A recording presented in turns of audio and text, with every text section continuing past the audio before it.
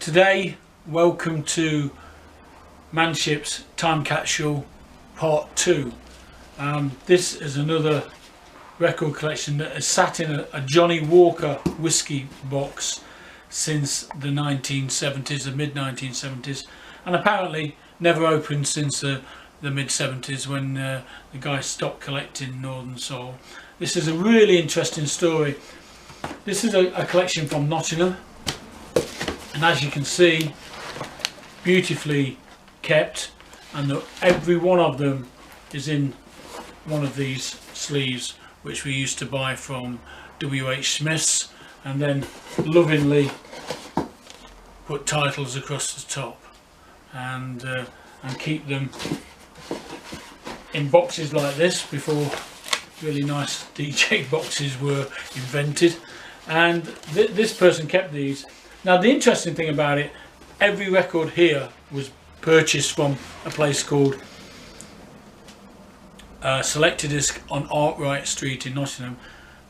Fortunately for the person who collected these, he was a Notts Forest fan who went down to the Forest ground every time they were at home and had to pass Selectadisc, and every time he went down there he bought records. Selectadisc was an oasis for soul records, as you can see here. This guy would buy records every Saturday that he went to see the Forest play, and not only that, he would meet people in Selectadisc from opposing teams, from if Leicester, Derby and people like that were in town, then the football fans who collected records were always in Selectadisc. Even people from Wolves and all over the country, they were going to Selectadisc to buy their soul records, and they were the specialist outlet. Now, what Selectadisc did, they had a supplier in the form of Simon Susan in Los Angeles, who was finding rare records and selling them on his mail order list, but also bootlegging records and supplying Selectadisc with all the bootlegs that he did. Now this collection here is split into three different things. I'll just run through the first bit of it first. Now this is what everybody when they started would have bought. Town of Motown, 1974-75, he would have bought Oh Right, that was a new release in this country, but he also would have bought hits like George McRae, bit more Motown, bit of Otis Redding. Everybody needed a bit of Otis Redding.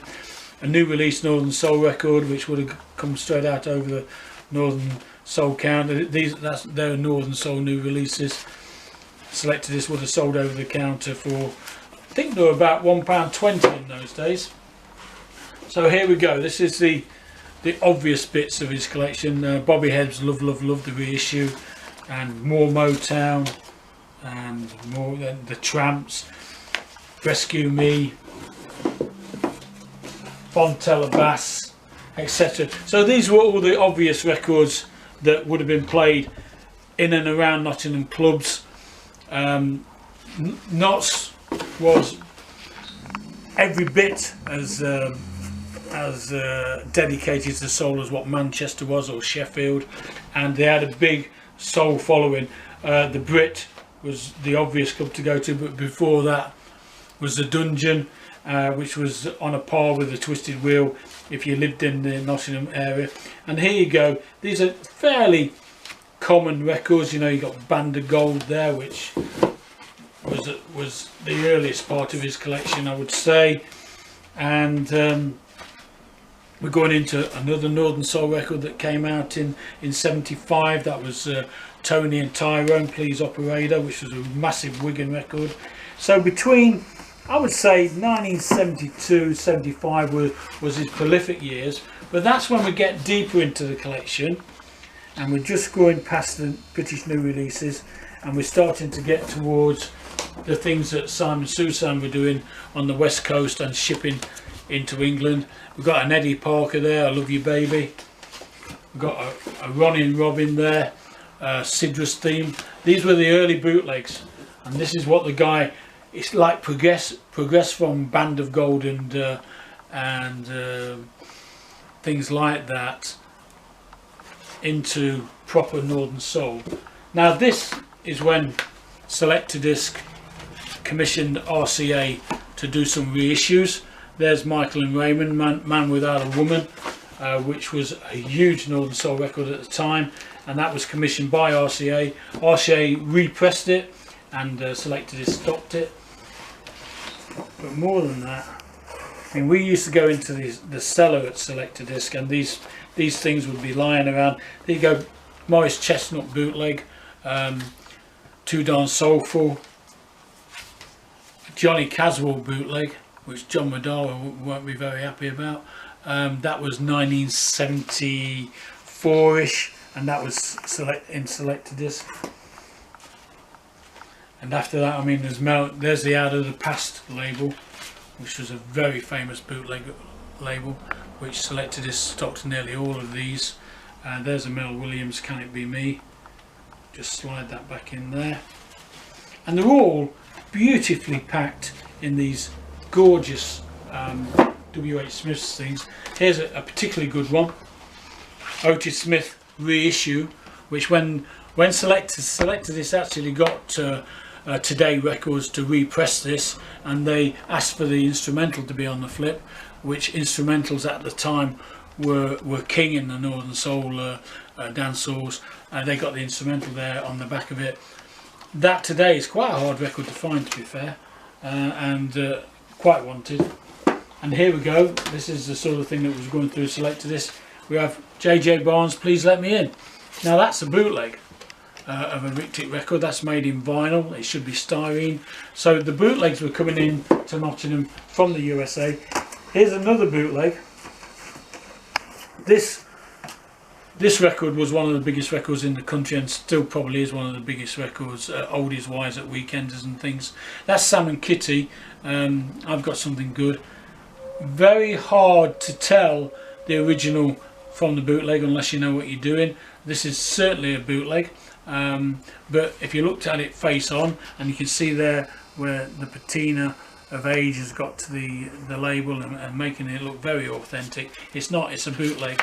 And this is the sort of thing that Selectadisc had in buckets, and people would go there from all over the country to buy their Northern Soul supplies. I'm just wading deeper into this collection as I speak, and you have a reissue there which Simon Susan actually got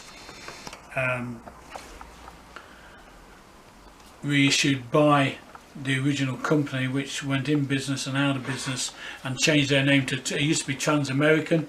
They changed it to Trans because Trans-American was out of business and obviously probably bankrupt, and so they needed to change the name a little bit. That was commissioned, that's not a bootleg.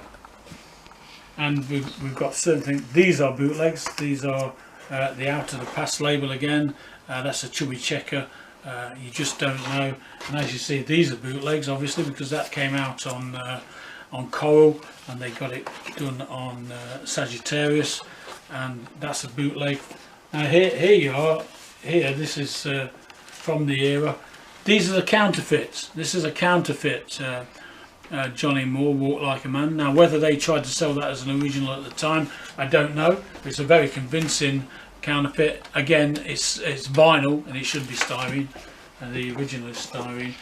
And then you've got one of the most common bootlegs ever. This has come out in so many different colours. That's Gloria Jones, Tainted Love, and this is all from 1972 to 1975. The early ones are the 1972 are the hits, obviously, like Band of Gold, but here's a 1975 reissue by VJ Records, Don Thomas, Come On Train, with an instrumental on the other side, etc. So let's go deeper into this collection because it starts to get interesting. I'm delving deeper into this collection, it's getting more and more interesting. There's some reissues and bootlegs. Here's the bootleg of a big record at the Torch, Sons of Moses, Soul Symphony. When they bootlegged it, they put the labels on back to front, unfortunately, and you can see the owner here has gone and changed it so he knows which side is which, and Soul Symphony is on the fat back side. the early bootlegs of David and the Giants. And here we go, is another one that Selectadisc commissioned from RCA. That's Paul Anka, Can't Help Loving You. And that infamous bootleg label Out of the Past. And here's Susan's own little project, which was Soul Town Records, a record label that was owned by Bobby Sanders in Los Angeles. Obviously got a great name, Soul Town Records. He stole or borrowed the logo to make it look great, and then went and stuck the glories on it, I Worship You Baby, which was a release on USA Date. It had nothing to do with Soul Town Records whatsoever, so that was a boot. This is an interesting one because this Audio Arts label, which very colourful label out of Los Angeles. This was Madeline Baker's label, and Susan went to Madeline Baker and said, we'd like nothing else to say, but we want the instrumental. You know, as I said before, instrumentals back in 1974 and 75 were absolutely monstrous Northern Soul things. So there you got the instrumental of The Incredibles', There's Nothing Else to Say, which obviously was never seen before. So let's keep going. In amongst these, there's an Eddie Foster bootleg,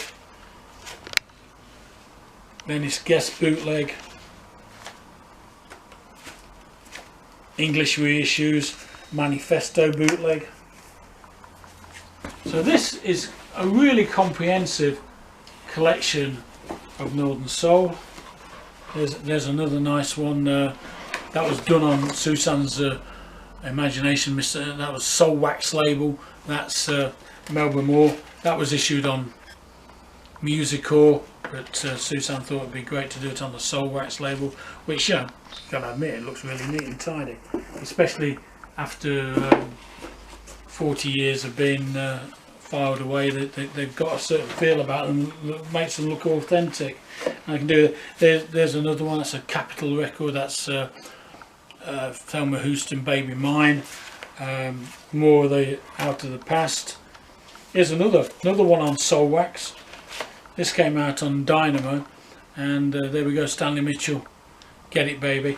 These are all stone cold classic Northern Soul reissues and bootlegs, mostly bootlegs. See that here's one. This is a counterfeit,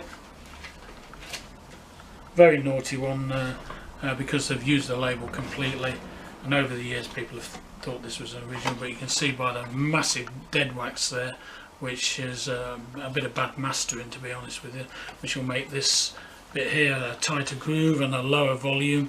You don't see that very much, it's quite a hard one, but Selectadisc was selling those from behind the counter down in the cellar.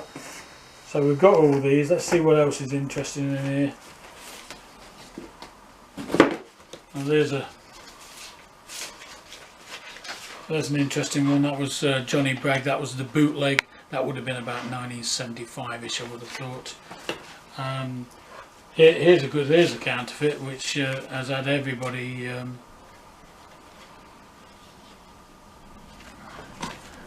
we'll do the Time of Kangaroo Down thing. There's a counterfeit, a vinyl one, which for some reason they decided to try and replicate the Columbia Matrix stamping in, but made a right mess of it because it doesn't look anything like it. It looks it's stamped in, but it's not the original Matrix. It's a copy of the original Matrix. And we've even got things like Invitation Skiing in the Snow. Here's an interesting one, because this is when they commissioned a MGM to do them some special products, and there's Dottie Cambridge, Cry Your Eyes Out. They also did Robert Banks on that label, and the Velours on that label. So they were in touch, as well as getting bootlegs from Los Angeles, they were getting originals from the actual companies themselves. There's another bootleg from LA, but these were flooding Selectadisc. here's an interesting one because people are still confused about this.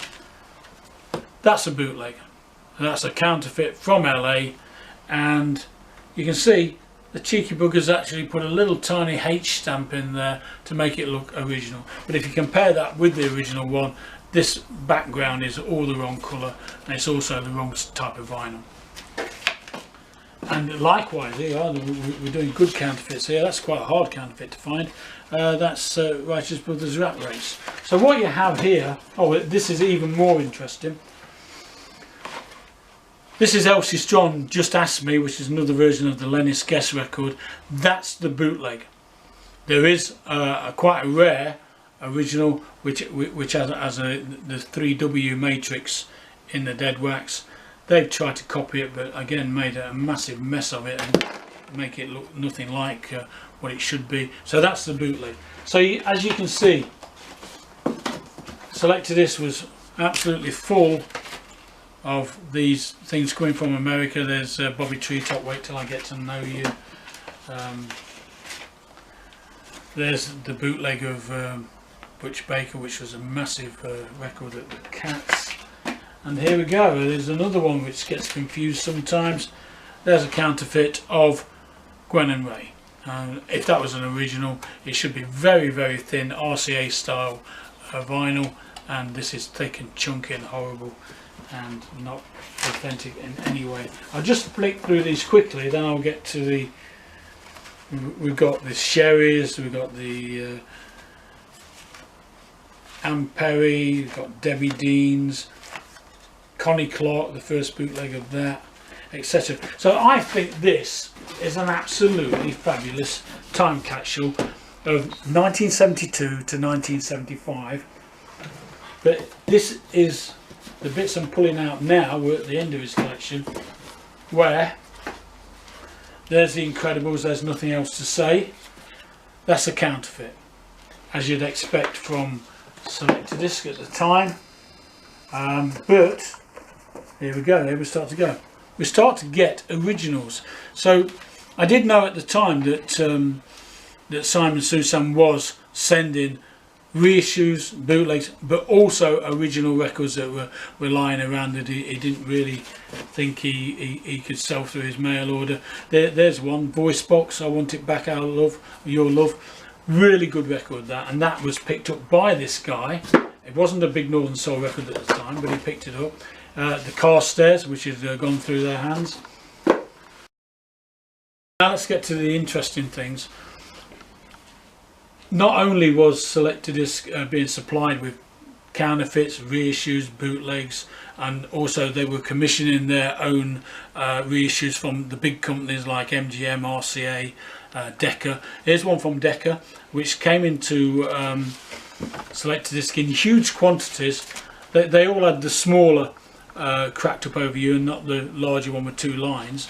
Now apparently Selectadisc asked for that to be repressed by Decca, and they said no need, because we have loads in the warehouses which we're drilling holes in and chucking out as cutouts. So a whole bunch of these came into Selectadisc and were sold the same price as a bootleg, but they are originals. But also what came in Selectadisc at the time, this guy bought for the price of a bootleg, is an original Moses Smith, which I find that odd. For that to come into Selectadisc in amongst all the reissues. And here is another one by the Furies. This is not a very easy record to find. If I Didn't Have a Dime, it's a great record, but nothing to do with Northern Soul in the period of 72 to 75, but he bought it because he liked the other Furies record, but that was also in Selector. And an original of Charles Wright. Even more interesting, an original of the Ethics, Standing in the Darkness. Now Standing in the Darkness was a big record at the Cats, and that's come to Selectadisc as an original. Joanne and Gale's Meet Me Halfway, not to be confused with Lily Bryant's, it's a different record. There's an original Wendy Rennie, an original Landslide, which came into Selectadisc, you know, in quite large quantities, but try finding that in America, it's nearly impossible. I don't think I've ever found one in America. They all came to England. Now this came in into Selectadisc with all the bootlegs and that. A World Without Sunshine, Sandra Phillips, also a nice record. A Volcanoes with the blue background and the blue text. Great record. The guy said himself that was his favourite out of the whole bunch. Was his favourite record was the Volcanoes, and that's, as far as I'm concerned, that's an original. Even more surprising, now this is the surprise of the bunch, between 1972 and 1973 he went in Selectadisc and bought the Iceman. That's an original. Now that 4 years ago was an extremely rare record and very, very sought after. There was a handful found in recent times which has devalued it by about half probably, but still, what a great record to find, to go into Selectadisc on a Saturday on your way to watch Notts Forest play football, and you can pick that up for £1.20. Nearly everything was £1.20 in those days. United 4, you're putting me on. Now then, Selectadisc got Atco to reissue this. These all came into Selectadisc, and Excess Trek, at the time the biggest, most wanted record in the country. It was reissued. Now it's quite hard to find, and you can see here that the instrumental side was the most important side. Maybe today the vocal side is the more important side, debatable, but as you can see, these came into Selectadisc as a reissue on the orange, and today quite a sought after record. And there's a weird one.